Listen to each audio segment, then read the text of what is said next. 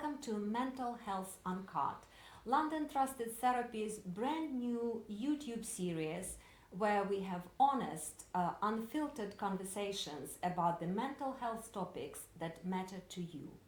I'm Dr Olena Edwards-Skadowska, psychotherapist and the founder of London Trusted Therapy. And I'm so excited to be here with you for our very first episode. And what better way to launch than by tackling one of the most talked about, debated, and frankly misunderstood conditions of our time, ADHD. Today I'm joined by truly remarkable Dr Alex Cappai, founder of Diverse Minds Clinic, a leading specialist in ADHD assessment and treatment. Dr. Cappai has spent years helping people understand their ADHD diagnosis, navigate medication decisions, and transform their life, frankly. We have worked together for many years, and she is here to cut through the noise, answer the questions everyone's asking, and some you might not have thought to ask about ADHD diagnosis, treatment, and what really happens when you start medication. Whether you are the one who's been recently diagnosed or are wondering what if ADHD might explain your struggles, or you are simply curious about why ADHD seems to be everywhere these days. Hello everybody, and thank you Olena for inviting me here today. It's my pleasure to be here, and I will address the questions that you may have today. Thank you, Alex. It's a pleasure to be here. And I suppose a kind of logical point to start would be to talk a little bit about understanding ADHD as a condition, and also trying to understand the diagnostic process. So I suppose my first question would be, what are the most common misconceptions about ADHD that you have encountered in your practice? Yes, one of the long-standing ones is ADHD as a child problem. This is hopefully something that we, with information, have been starting to see less frequently, but many people still believe that it doesn't present in adults, or that ADHD presents in the same way or should present in the same way as adults, whilst in reality we know that this is not the case.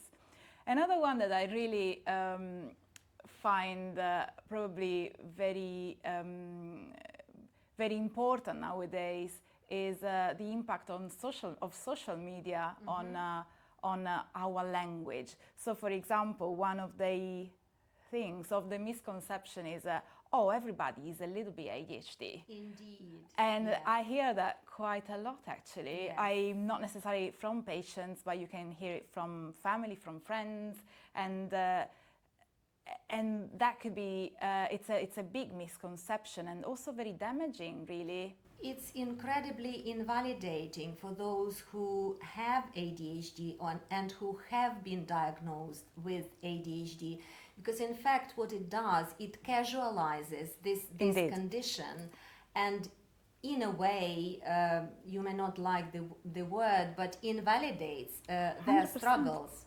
100%, and that's actually a frequent one that happens quite a lot, I would say, in general life, to hear this. Absolutely. I would like to ask then, how has your understanding of ADHD in adults evolved through the years of your practice and clinical investigations? Yes, well, we can starting saying that adult ADHD is actually a relatively new concept as we know it. So ADHD historically was thought to be something that would a child with ADHD grew out of it. by adult life. So what has changed in the probably last 30 years is there have been changes on many levels. First of all, there is the awareness of the fact that in fact 60-70% of people, of children that have ADHD, they are going to continue manifesting symptoms as adults. Another change has been, well, we call it ADHD, attention deficit. Reality is that research shows that it's not necessarily a deficit of attention, but a difficulty in regulating it and regulating it. And we have a lot of evidence through we have grown in terms of genetics. We know that it's highly transmitted through your children, and we also know other things. For example, that ADHD is very rarely on its own. Most likely than not, there is some comorbidity. There's and when a I certain say degree of comorbidity. And when I say comorbidity, is to explain the word, is it means that there are other conditions associated, very often mood disorders or anxiety disorders. And again, what is different is probably clinicians like me, psychiatrists like me, we didn't have specific training on ADHD 20 years ago. It didn't. So recently. Exactly. Yes. And I think the percentage of comorbidity is very, very high. It's about 75%, if I remember Indeed, correctly. it's extremely high, particularly for mood disorders, which in fact explains why most of the patients are going to present with possibly other associated symptoms or with a long history of comorbidities over life. Absolutely. So why do so many people now get diagnosed later in life? Well, there are several reasons. So there is a growing awareness of differences between childhood symptoms and adult symptoms, and we see these disorders not anymore as just a hyperactivity or inattention disorder, but it has more to have with dysregulated pathways at neural level. That's absolutely fascinating. And could you take us through what an comprehensive ADHD assessment involves? Because I know from personal experience when a member of my family was diagnosed, there are a lot of different providers, and sometimes it's something which is really sort of compact and can be done online. That's what some providers offer. Sometimes it's something more extensive with in-person session or interview, and then numerous questionnaires. So what's your take on that? Well, the first take is that, of course, there are different. There shouldn't be, but there could be different qualities of assessments provided, which is this applies not only to ADHD but all mental health problems. A diagnosis may be a 5 minutes, 10 minutes appointment, for example, with someone for depression, and that's very different of having a comprehensive assessment with a history taking and considering also comorbidities and other situations. So what a good ADHD assessment looks like, first of all, it's not rushed, and it takes into consideration several points. As a psychiatrist or a mental health practitioner will consider, of course, the current symptoms, but also will dive back into background history, developmental history, considering dysfunction in which area of life, and how this has contributed to current issues. There will be a history of medications, a history of a psychiatric history, but as well as there could be a risk. There will be a risk assessment, a risk that could be, of course, also related to risk-taking behavior, not necessarily past risk or something that has happened in the past. There will be an assessment of the current mental state, and following this, there will be also, especially for ADHD, considering that this is a neurodevelopmental condition which must be present before the age of 12, where the symptoms must have been present before the age of 12. Obviously, there will be some, there will be either considering the background of the person as they remember it, and also some collateral information, which could be given by, sometimes it could be by parents. Or siblings as well. Yes. Or sometimes patients bring school reports with them, which is also very helpful, because what the clinician will want to find is or what they are looking for is a pattern of impairment in specific areas which have to do with ADHD. And where there is a traceable history coming from childhood. Indeed. So is there anything in particular that you are looking for that would be like an indicator, well, this could be an ADHD? Yes, for example, I personally consider that it is very important. You may have, for example, inattention can be given by other conditions. So you want, as a psychiatrist, make sure that that specific symptom is in keeping with what inattention in ADHD looks like.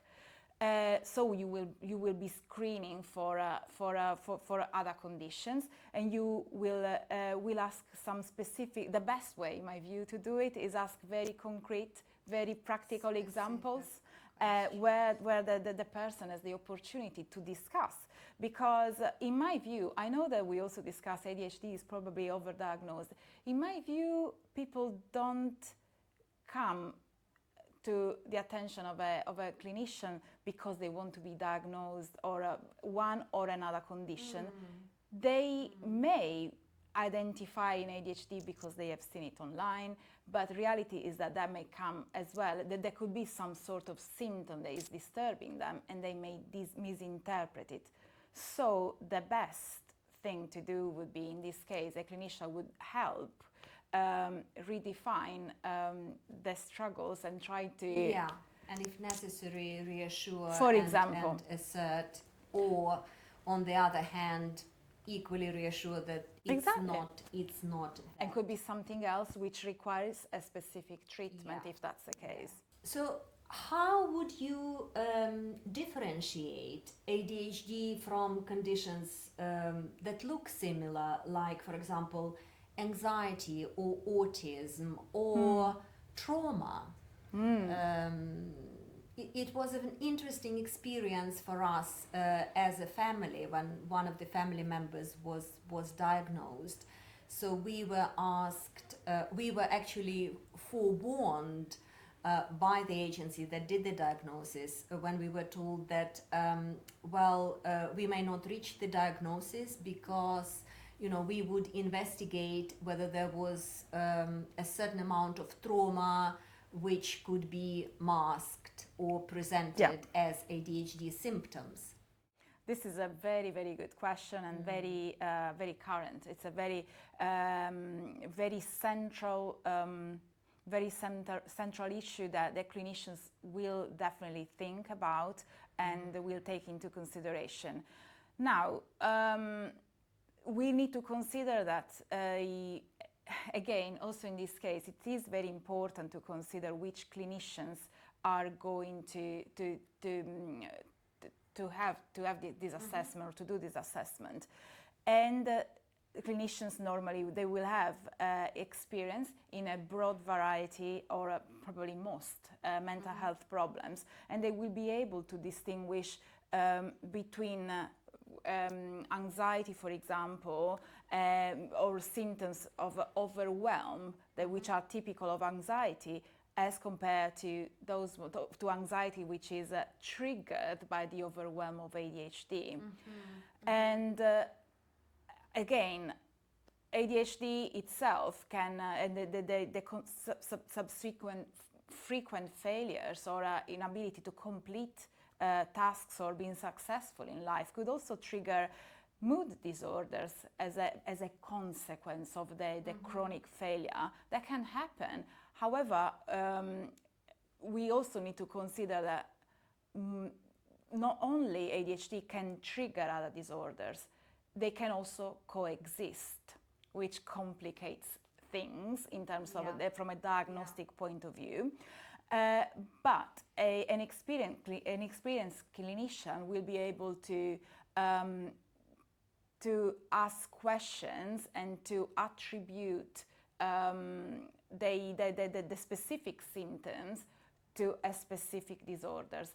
So in other words, we are not going to only focus on the symptoms, but why am I experiencing anxiety? Why am I experiencing, what is under? What's the undercurrent sort of information we're dealing with? So what's your view as a clinician? Is ADHD overdiagnosed, underdiagnosed, so is the rise in diagnosis simply reflecting the awareness of this condition? Yes, this is the million-dollar question.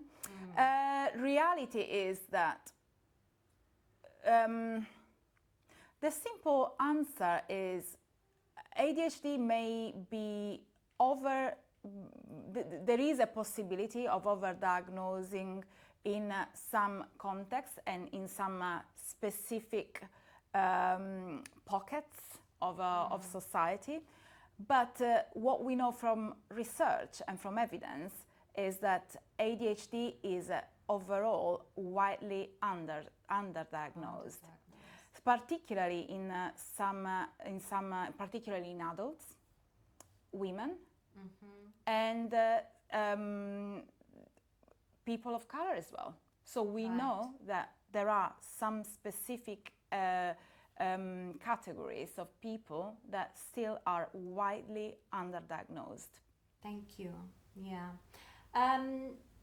I think we could kind of move on to medication and the decisions involved with regards to medication when the diagnosis has been confirmed. And I would like to ask, how do you approach the conversation when somebody is newly diagnosed? So what factors help them decide, or what factors help you decide whether to recommend them medication or not? Because I would imagine that this could be quite a sensitive issue for quite a lot of patients. Yes, you're right, and I think it's a very important point that needs always to be considered carefully. And in my view, it is essential to consider the patient, how the patient's feel about it. Absolutely, that's very important. And there may be patients that may feel strongly that they don't want medications, which is something that needs to be considered and respected. And obviously, there may be a situation in which that not wanting to take medication comes from misinformation, previous fear of, for example, a family member having bad side effects or bad memories of themselves having a bad experience. In which case, some psychoeducation and some reassurance, also talking about their fears, could be helpful. And also, I find that it could be very helpful talking about evidence, research, what research tells us, what is a myth, what is that we know as a as a valid proven fact, reality. absolutely. But in reality, what brings me to recommend, and what brings clinicians to recommend medications is, well, number one, probably medication itself is if you take treatment as only one treatment on its own, Available. standalone treatment, probably medications are the most effective if you only have change only one thing. Medications are very effective, the ones for ADHD, more than other mental health issues. But in reality, I nearly never, I would never recommend treatment as only one, only one option. In reality, in my point with patients is always to ensure that they understand that treatment needs to be holistic, and more likely than not, we will have to change some behavioral patterns. There may be some need for coaching for ADHD, some need for education on some points, and points, for example, like sleep hygiene, structure, routine. And then, in some cases, also some specific training on neurocognitive ability, memory could be also helpful, coaching for ADHD, but also specific CBT tailored on neurodiverse patients could be very important. And then it very much depends on the preference of patients. Sometimes patients prefer to have a little try on anything rather than medications, which I think it's a very valid point for a few months. And if nothing improves, of course, we can consider also medications. Yes, absolutely. And I think this gentle approach and kind of including them in decision-making process would already be incredibly helpful in terms of alleviating their anxiety about medication. And what would you say to patients who are anxious and worried about becoming dependent on ADHD medication? This is what I hear quite a lot in my practice when I work with patients who are neurodivergent and then newly diagnosed. Yes, that's a very valid point, and I think a point that needs to be taken very seriously.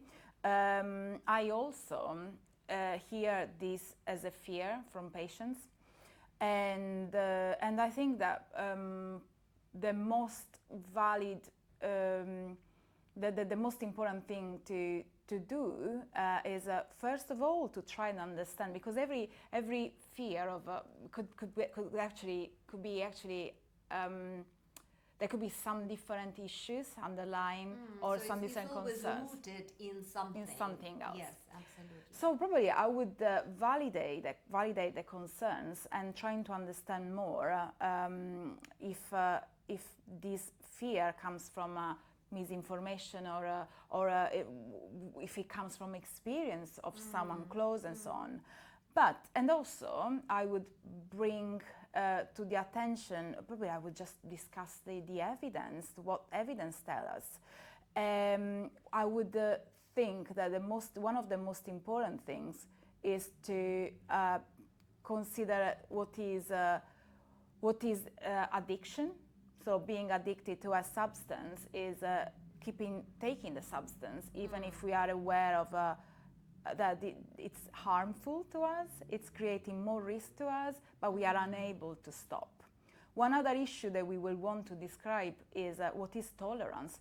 Tolerance means to needing more of the same substance over time to reach the same beneficial results. This is typical of other medication, not ADHD, as well as the addiction. It's addiction, it doesn't happen with the therapeutic levels of stimulant medications, for example, and tolerance either. And then there is relying on a medication to achieve better outcomes. This is what can happen with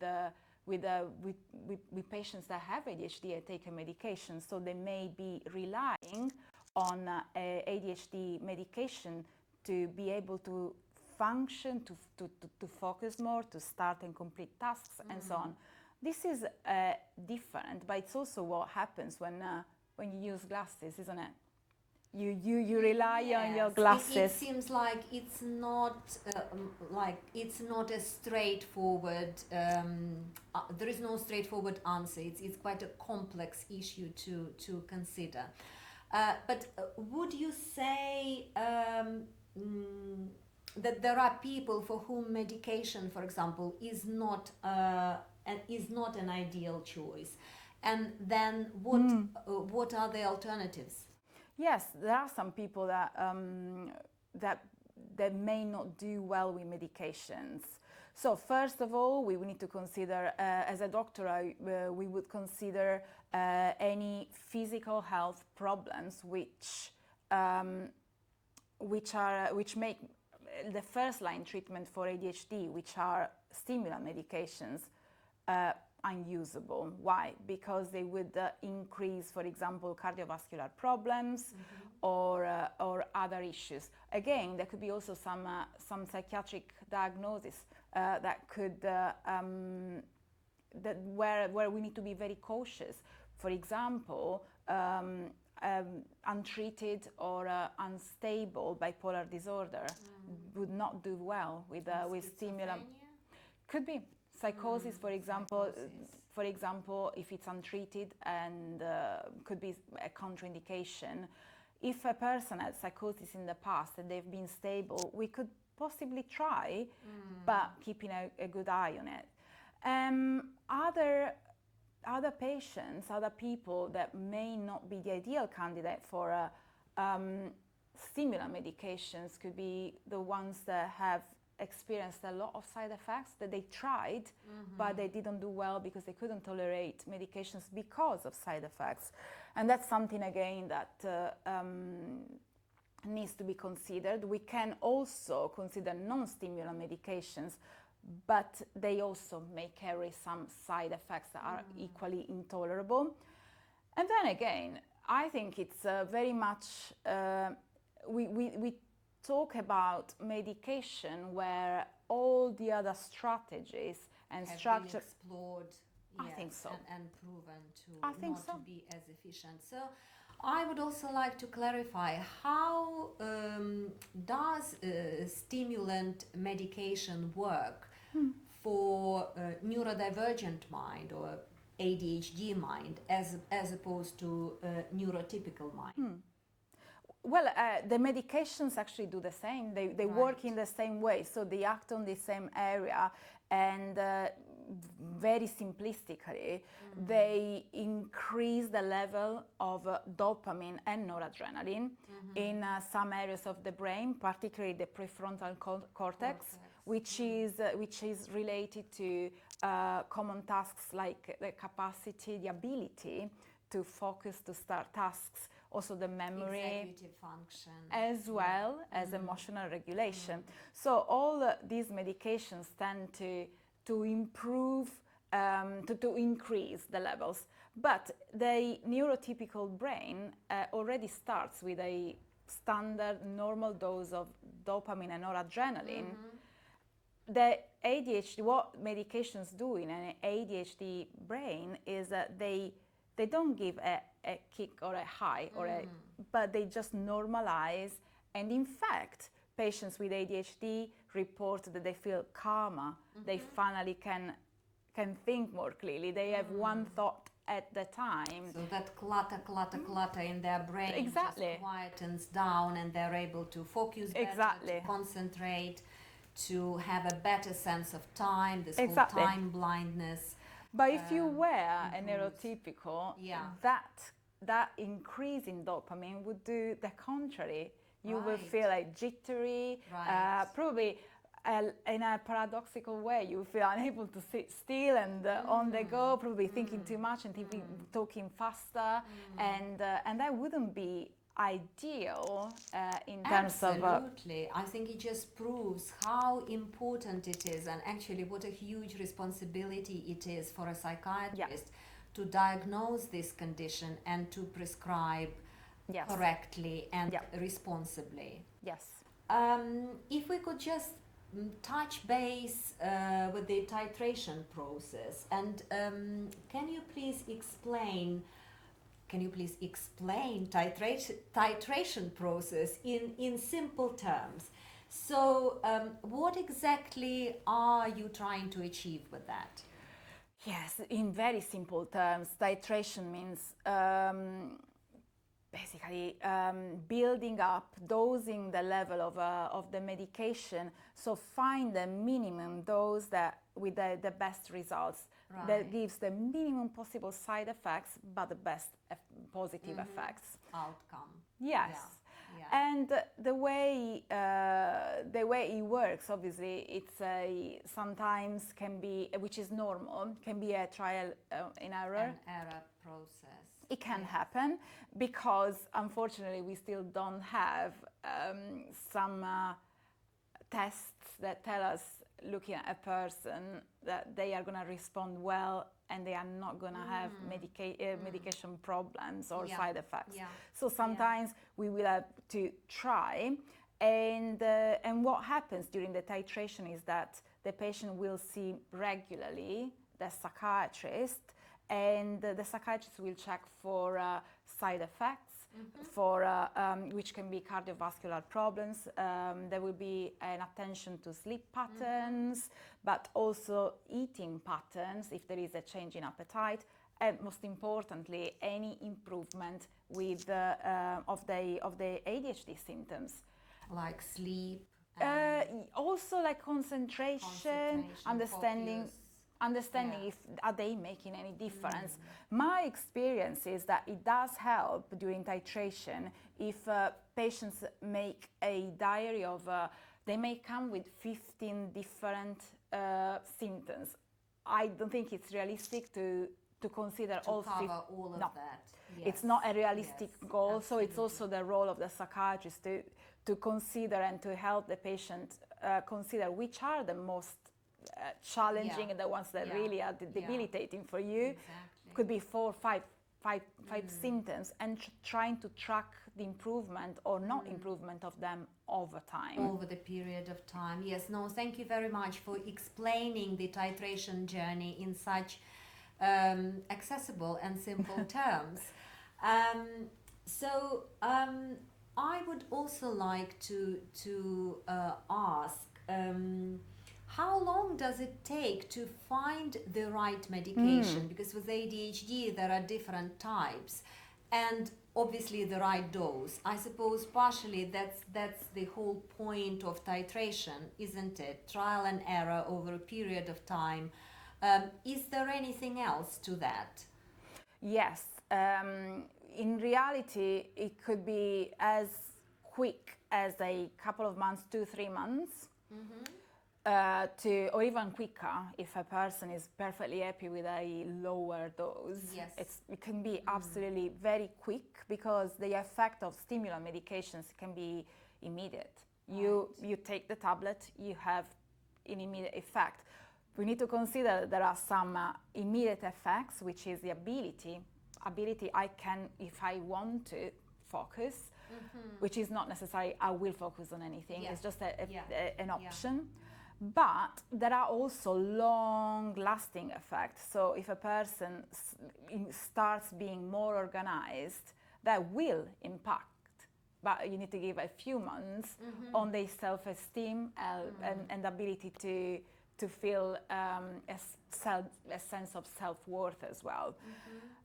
But we need also to consider that sometimes the first type of medication may not work. For example, methylphenidate may not work, or there may be too many side effects. So we need to switch to amphetamine-based medications. And again, they may be not tolerated. And if the alternative, there is then the option also to consider a long-acting, short-acting, which again can add time. And a second line treatment is non-stimulant medications, which anyway do work well for many patients, where the side effects may be less pronounced, but equally they may take a long time to start working. So typically atomoxetine, which is a non-stimulant medication, can start working after a couple of months. Right. Yeah, so it sounds like it's a really subtle and very intricate process, isn't it? And Yes. it needs to be properly managed, and it seems like there's a very fine process of attunement. It's not just how your brain reacts with the medication, it's also about what you do along the way. Yes. How you contribute to managing your symptoms. And I suppose that's why adding on neurodiversiforming therapy or coaching is so important along the way. Extremely. Because everything needs to work together. Just wanted to ask briefly, so what would be the red flags, the major sort of indicators that medication which has been prescribed is not working? Well, for example, it would be cardiovascular side effects, having a raised heart rate or blood pressure, feeling your heart beating fast, which is palpitations, but also changing in sleep. For some patients, unfortunately, insomnia becomes a serious problem, which cannot be regulated even by taking the medications early during the day. And sometimes, especially when there are coexisting problems, for example, a person also has a diagnosis of anxiety, stimulant medications can really, and in some patients, increase and make it completely intolerable. And then a person becomes distracted by the symptoms of anxiety, which is you basically lose the whole point of Precisely. Maybe the last question related to medication. Why one medication could work brilliantly well for one person and will do nothing or not much for the other? Well, this is very interesting, actually, and it reminds me of how many patients come asking for the prescription that somebody else got and it worked brilliantly for exactly, them. And then they were very disappointed because that's not the same result. Well, the answer is there are many reasons. We can start with considering biology and the fact that the human and genetics. So the human bodies are different, meaning that a person may have a certain, for example, they may be faster metabolizer or slower metabolizer. So the enzymes that they have in the liver, they may be different. But equally, we may even look into the profile of the ADHD itself. So some patients may have a different subtypes and for example, it all correlates and interacts. For example, so obviously medication, lifestyle, and so on and so forth. And also they may have different other associated problems. They could be anxiety or depression related. There could be previous trauma. There could be something that holds back the progress of ADHD in the same way of someone else. Or simply they don't tolerate the side effects, because if they are very slow metabolizers, for example, they may be more prone to having an accumulation, a very fast to have side effects. Right. Yes, so there are several reasons why we simply are different. So what's the most surprising thing your patients tell you when they start their treatment? Well, they probably say something like, oh, I didn't know that life didn't have to be so difficult. So hard. I couldn't imagine that you could just start something and complete it without really having to prepare psychologically for such a long time. That's probably one of the most surprising one. The genuine belief that because you don't know until you know, that for everybody is a shared share experience that everything is super difficult to start, it's impossible to stay still, or this distraction, the internal talking, the internal narrative. Chatter. Yes. Then it quietens down. So how would you support patients through the emotional side of the diagnosis, especially those who have been struggling for years prior to being diagnosed? Yes, this is such an important part of the being diagnosed that needs to be carefully considered, and a therapist would help the patient navigating, going through all sorts of emotions. Normally, a diagnosis of ADHD in adulthood will trigger probably relief, sense of feeling validated, but also anger because of having been mislabeled, or for all the life, having been treated as lazy or rude, for example.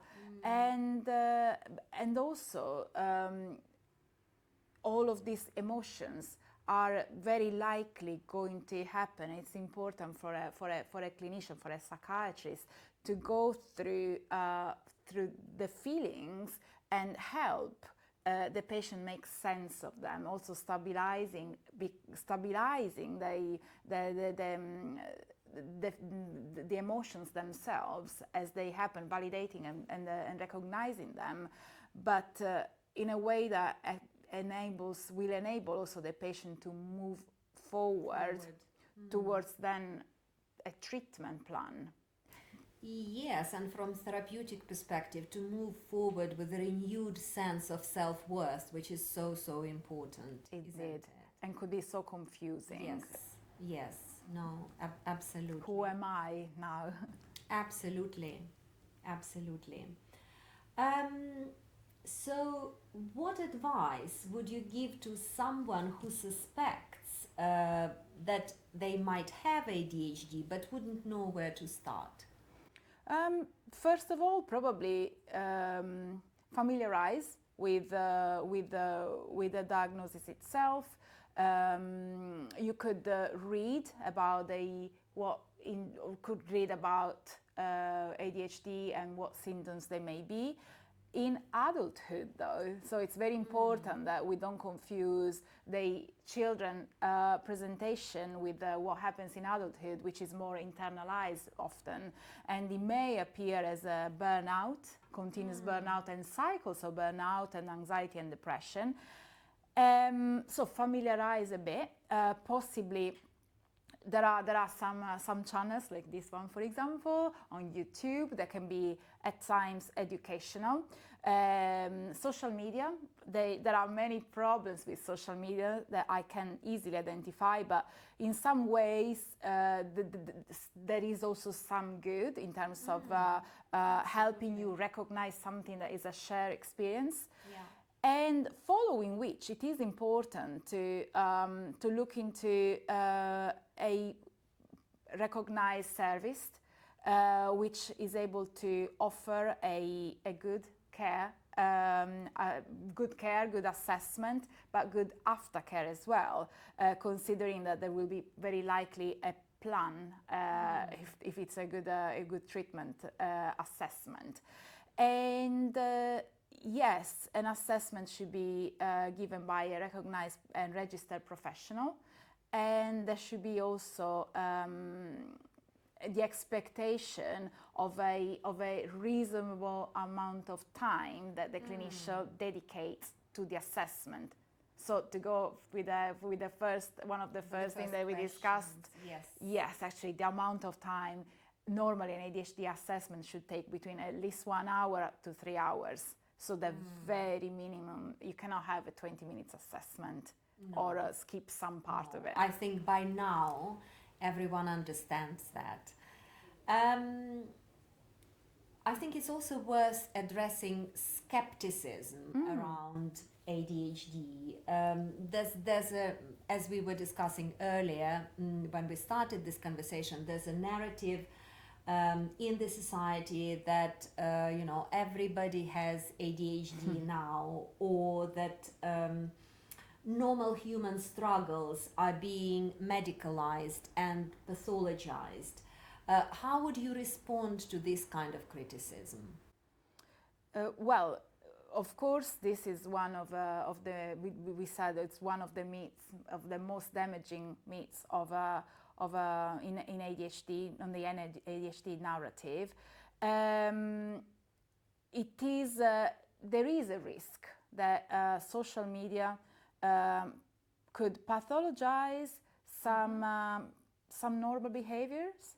So, for example, it is normal to be distracted sometimes. It is normal to forget the keys or to talk over someone else sometimes. It is all normal. But what a clinician specifically trained in ADHD, neurodevelopmental disorders, would do is to consider patterns of behaviors that are long-lasting. And over a period of time. Absolutely. Right? There should be a framework. It would be very important not to confuse the occasional situational issue, which can be given by the one-off, but also a period of stress, a moment of anxiety, with a diagnosis of ADHD, which is a neurodevelopmental condition, long-lasting and debilitating.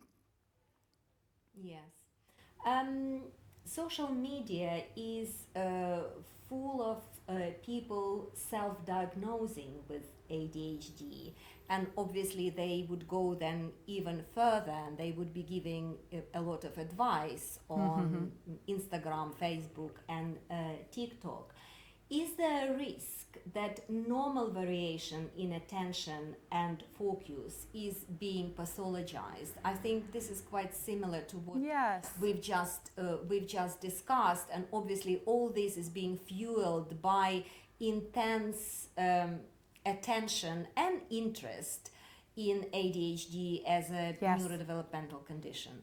Yes, I would agree that there is a risk. I think there are some positives of social media.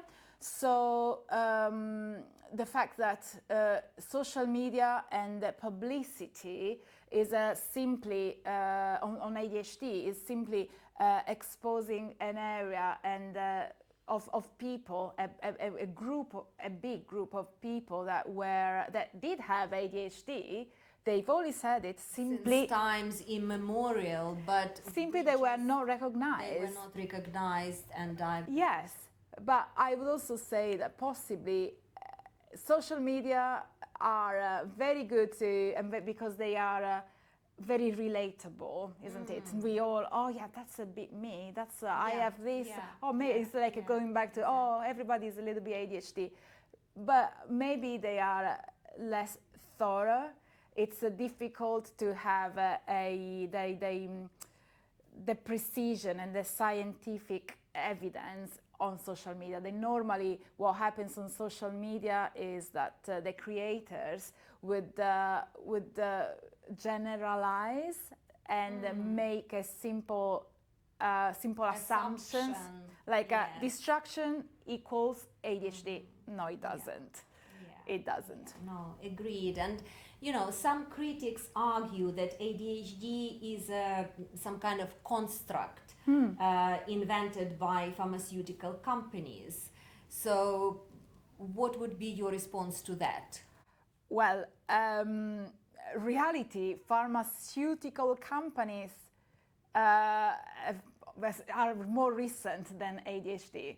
ADHD, description of ADHD comes first. So that probably wouldn't completely make too much sense that pharmaceutical companies have invented the problem itself. Maybe not to that level. I would probably consider that it is a fair point to have some worries about aggressive marketing on some medications, aggressive or even we also know that some research is maybe funded by pharmaceutical companies. So to promote some chemicals, some medicines, that's something that we need to consider. Absolutely, it's absolutely valid. But the invention of ADHD, probably not. How would you distinguish between genuine ADHD and people who are just overwhelmed by modern life, the amount of exposure to screens, and constant overstimulation? And it's a fact of life. We are overstimulated and under socialized, especially our children, teenagers. What would be your response here? Well, it's a very valid point and something that we need to consider with a proper assessment. And I would agree with you that life is overstimulating from many points of view. There is also the argument that some argue that ADHD, in fact, is caused by bad parenting or being too much on the screen in children. Too much time Absolutely. On the screens. However, I would say that for adult ADHD, it is important to consider how the problems have developed, since when, and the chronicity of the problems, not just the one-off, or together with burnout from work, together with an episode of depression, or as a consequence of something that is episodic rather than a general trait in life. Yeah. So that, I think, is a big creates a big split between something that can be considered a neurodevelopmental disorder and an episode of a mental health problem or a social problem, which could be. Yeah. And finally, I would like to address a little bit controversial theme related to ADHD and how we diagnose ADHD. And because I know how much it matters to a lot of clients that I work with in therapy. And it's about objectivity of the process of ADHD diagnostics. We know that ADHD assessments rely heavily on self-reporting and childhood memories.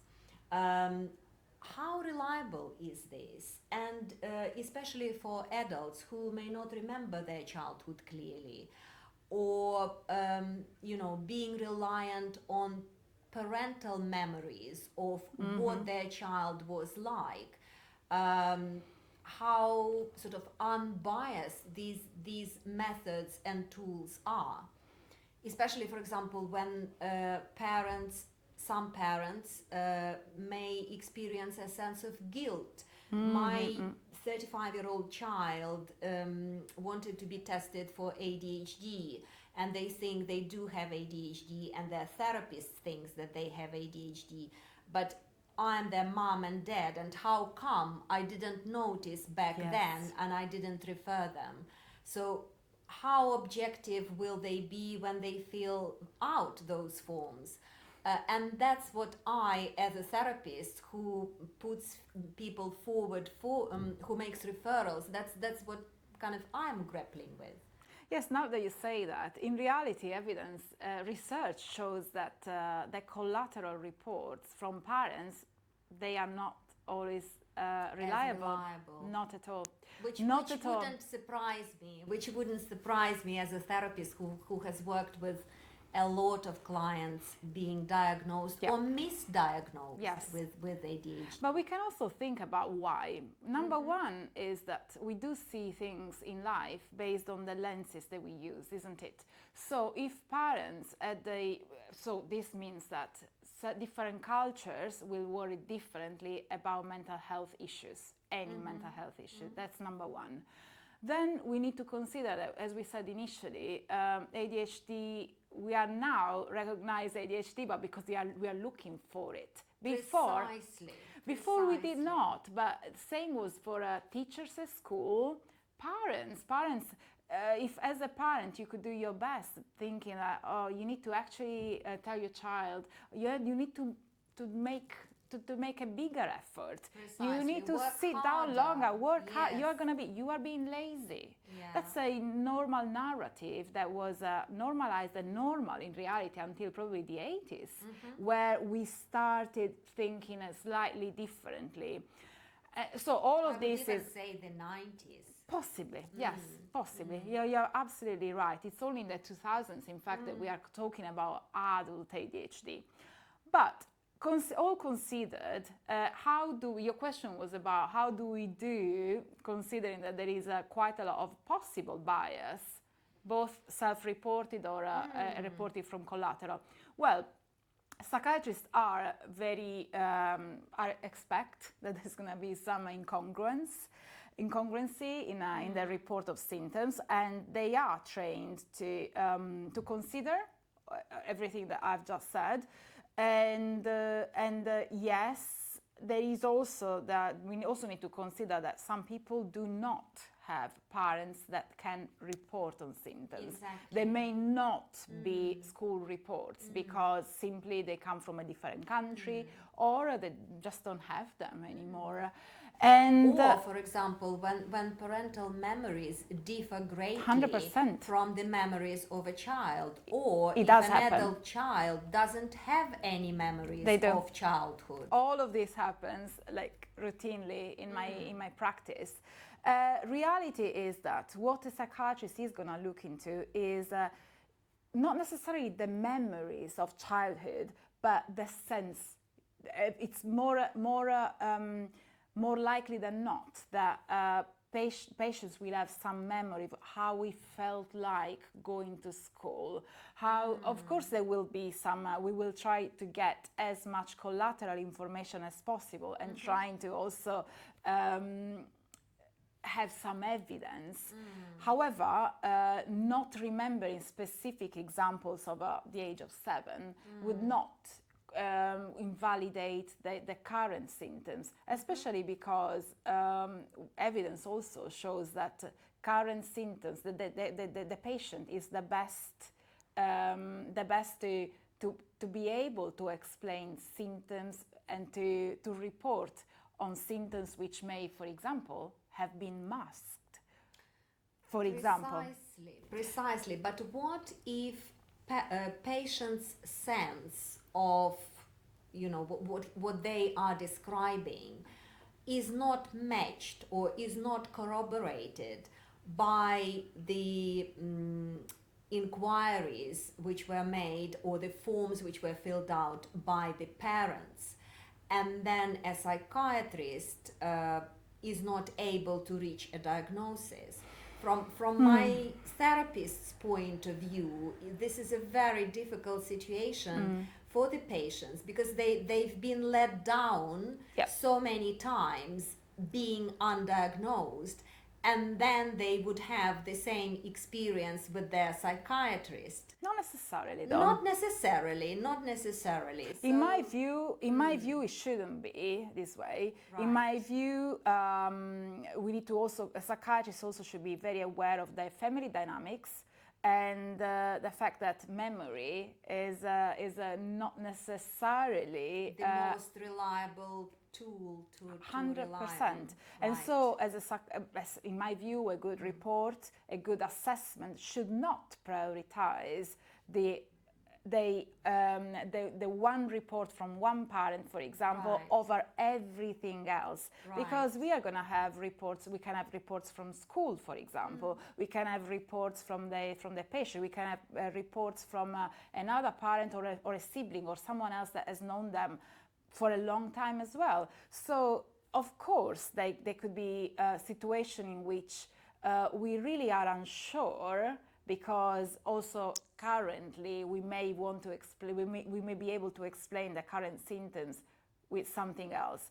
But if it is a clear picture of ADHD where the patient as obvious reason or real, genuine reason to say I've been masking, I was shy, I didn't want to appear such and such. And my parents don't even know about this because I didn't, because there was abuse in the house, because I didn't want to be another problem, whatever it is. That wouldn't invalidate a good assessment in my view, and should not. At our practice, London Trusted Therapy, we have started quite recently using one of the forms that allows a more objective assessment, and it's QB check. I don't know if you use it in your practice. What are your thoughts about that? But just in general, wanted to ask if there are any other objective tests. A parent of one client was asking me, well, can you do an objective test on my son, a brain scan, or can you do some blood tests? Are there any cognitive assessments that can definitely diagnose ADHD? Or is it always subjective? Or kind of, to put it better, would there always be a margin of subjectivity when we diagnose people, especially with adult ADHD? Yes, the short answer is there is no objective test. There is nothing that you can say, oh, for sure I can see this scan and yes, this is ADHD, but this one is anxiety, this is depression. We don't have anything. This spot on your brain means that you have ADHD. Unfortunately, and that one is autism. Unfortunately, we still don't have that. Yes. And we still don't have a genetic testing. We are working on that. We are working on genetic testing, but it's more complex than we can imagine, because ADHD is it may be in different genes, and there are little fragments in several areas, as many mental health problems. So it's very complex, actually, the genetic testing. Chemically, so in terms of blood testing, we don't have anything like this. Theoretically, we could. There are some. I think there is some initial research on the receptors of dopamine and noradrenaline, but still early days. They are testing it more in a research, but not still not very useful. Practical application. Not really. Some tests do have a validity scale, like the Conners, for example, has a validity scale that can be helpful in some contexts. But still, there's a degree of subjectivity. Absolutely. So reality, but the gold standard remains a multi-source approach, where you go and assess the background data of some self-report, current interview with the patient, with looking for all the current symptoms and screening for other possible reasons for the symptoms, background information given by the patient or by parents or people around them. And obviously there is, in terms of objective measures, we obviously have also the repeat failures at work, issues, problems with relationships that are self-reported, as well as could be self-reported for patients that come for a diagnosis of depression, anxiety, or any other mental health problem. Exactly. And how do you account for the fact that people seeking diagnosis might unconsciously exaggerate symptoms or interpret past behaviors through ADHD lens? Yes, this is something that very likely happens, I think. We need to be very aware as clinicians that it can happen for several reasons. Probably it is more useful, rather than attribute a sense of dishonesty to the person. It's more probably useful to frame it in a way that why is this happening? So I would imagine that if a person reads everything with a ADHD lens, it's probably for because they've had ADHD, social media in front of them, and videos that are promoting or normalizing or showing symptoms that they may also experience. So there is a sense of validation, and trying to make sense. Absolutely. Yes, trying to make Absolutely. sense. So in reality is yes, there is a risk that maybe they are exaggerating and we wanted to fit in the category, which we know it's better to know something rather than not knowing at all. It's a human behavior, normal human behavior, that it's better to be something, even if it's a mental disorder, rather than not knowing what's wrong with me. Yeah, no, absolutely. Cognitively, we are not prepared to live with the unknown. There should be something rather than nothing, isn't it? Yes, but you can. I think you can actually try to distinguish and to make sense. The problem is the person may have another problem, not necessarily ADHD, but still something worth exploring. Yeah. And can someone effectively fake ADHD to get a diagnosis and potentially medication? And then my second question would be, what safeguards need to be in place?